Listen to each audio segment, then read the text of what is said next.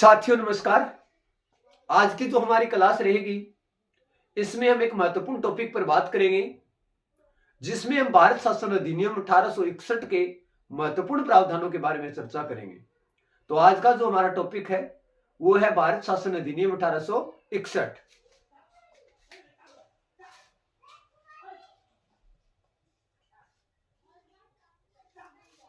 भारत शासन अधिनियम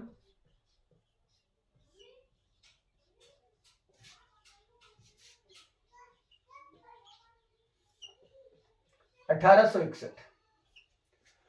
साथियों, भारत शासन अधिनियम 1861 का सबसे पहला प्रावधान यह है कि इस अधिनियम के माध्यम से गवर्नर जनरल की विधायी शक्तियों का विकेंद्रीकरण किया गया। गवर्नर जनरल के पास जो विधायी शक्ति थी उसका विकेंद्रीकरण कर दिया गया, उसको अलग अलग भागों में बांट दिया गया। ये जो प्रावधान किया गया ये भारत शासन अधिनियम 1861 के तहत किया गया। तो सबसे पहले प्रावधान के बारे में बात करते हैं। गवर्नर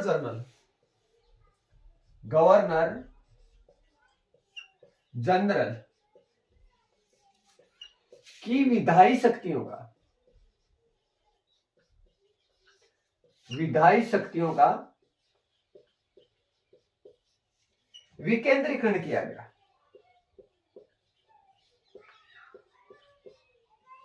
गवर्नर जनरल की विधायी शक्तियों का क्या कर दिया गया? विकेंद्रीकरण कर दिया गया। साथियों, इसके बाद हम बात करें इस प्रावधान की अगली जो विशेषता है वो ये है कि प्रांतीय विधान परिषदों को विधि निर्माण का अधिकार दिया गया। 1861 का भारत शासन अधिनियम है, इसके तहत प्रांतीय जो विधान परिषद थी इनको भी अब विधि निर्माण का अधिकार दिया गया। ये जो प्रावधान किया गया ये भी 1861 के भारत शासन अधिनियम के माध्यम से किया गया। तो अगले प्रावधान के बारे में बात करते हैं। प्रांतीय विधान परिषदों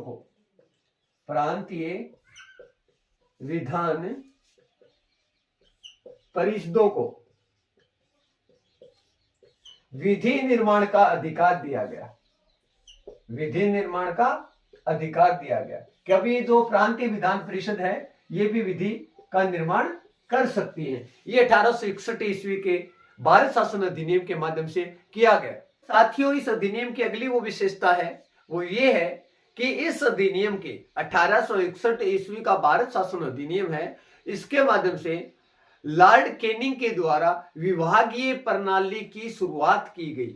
इसकी अगली सबसे महत्वपूर्ण विशेषता है कि विभागीय प्रणाली की शुरुआत किस अधिनियम के माध्यम से हुई? तो वो भारत शासन अधिनियम 1861 का है। और विभागीय प्रणाली की शुरुआत करने वाला जो गवर्नर जनरल था उसका नाम था लॉर्ड कैनिंग। तो अगली विशेषता है लॉर्ड कैनिंग के द्वारा विभागीय प्रणाली की शुरुआत की गई।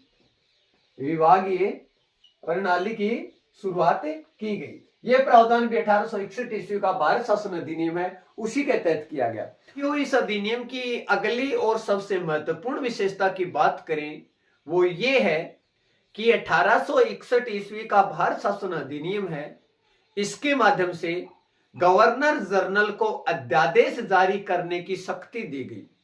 अब गवर्नर जनरल विशेष परिस्थिति में कानून की आवश्यकता पड़ गई तो अध्यादेश जारी करके कानून का निर्माण करवा सकता है। और आपातकाल में ये जो कानून है वो 6 माह तक प्रभावी रहेगा।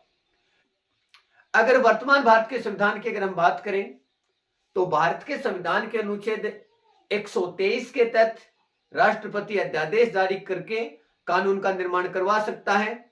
और भारत के संविधान के अनुच्छेद 213 के तहत राज्यपाल अध्यादेश जारी करके राज्य सूची के विषय पर कानून का निर्माण करवा सकता है। ये जो प्रावधान है जो भारत के संविधान में लिया गया है ये भी 1861 ईस्वी के अधिनियम से लिया गया है। तो साथियों, गवर्नर जनरल को जो अध्यादेश जारी करने की शक्ति मिली वो 1861 ईस्वी के अधिनियम के तहत मिली। तो बात करते हैं अध्यादेश जारी करने की शक्ति। गवर्नर जनरल को अध्यादेश जारी करने की शक्ति दी। अध्यादेश, और जो अध्यादेश है उसका समय बताया है आपातकाल में वो 6 माह तक प्रभावी रहेगा और उसके बाद वो निष्प्रभावी हो जाएगा। आपातकाल में उसकी अवधि बताई है 6 माह तक। तो साथियों, ये जो महत्वपूर्ण प्रावधान हमने पढ़े ये 1861 ईस्वी के भारत शासन अधिनियम के हैं। हम मिलेंगे नेक्स्ट क्लास में एक नए टॉपिक के साथ।